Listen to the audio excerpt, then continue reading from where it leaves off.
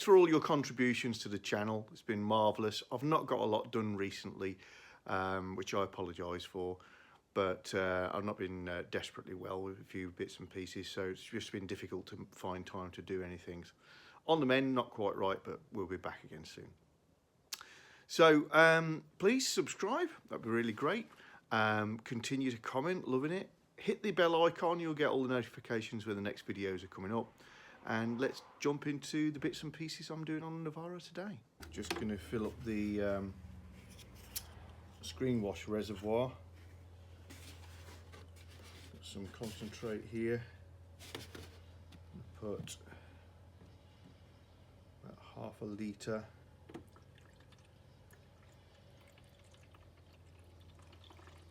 Concentrate in.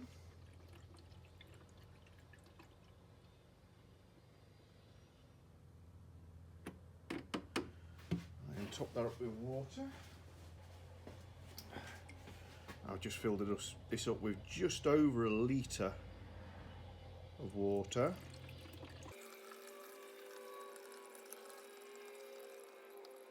That'll give me 30% mix, which is good down to about -5 to 7, which is typically what we get. And if as soon as I start to see the real bad weather and the snow's kicking, I'll just pour some concentrate in and boost it up to nearly 50%. Next thing I want to do is take the engine cover off. Now, a few people have asked how this is removed. It's actually very, very easy, it just feels wrong. The reason I want to take it off is the oil filler's down here and there's a little reservoir and it always gets filled up with oil. It really irritates me. Nothing more technical than that.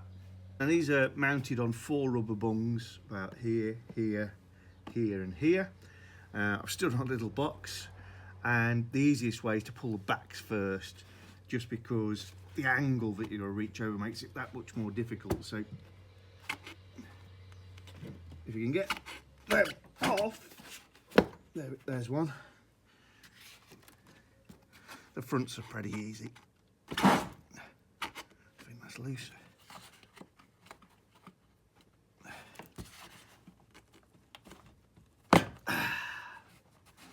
Let's pop back on again.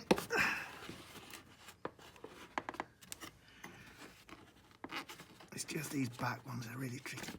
It does feel like you're doing a lot of harm when you're ripping this off.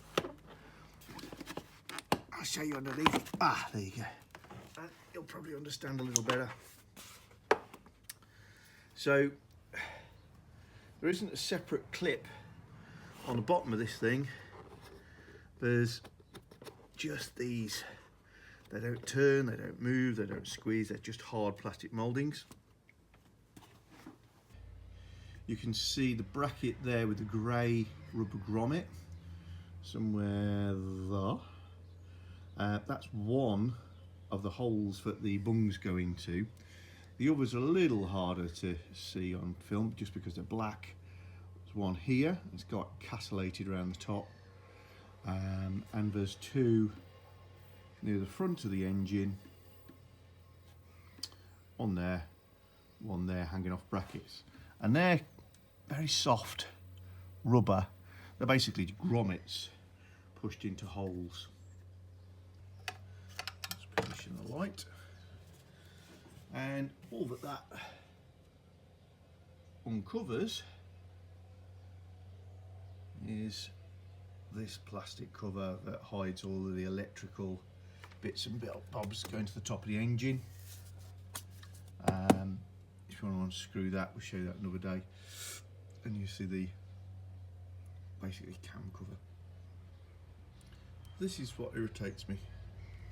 I mean, it's a great device, it's doing its job, but because this is recessed inside the cover, invariably people spill oil, and it all ends up. There's a undo that sticky mess in this little shroud around the filler neck. Obviously it will overflow eventually, and it'll start to run down your engine, and you think you got leaks, or at bare minimum you're going to start to smell it. So with that cleaned up a little bit, and I've just wiped it round with a rag, finish off, and I've cleaned the oil cap.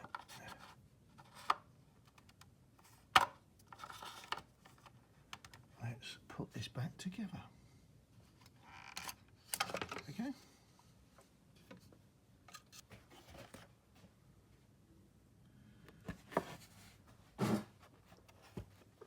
You can use the oil filler as a guide for getting this in the right place, but the pegs are pretty big and the holes are pretty big, so quite easy to get it back in place. And you know when it's in, because it won't easily lift back off. And then just because it's me, I'll give the whole thing a little wipe over with some WD-40. Oily rag.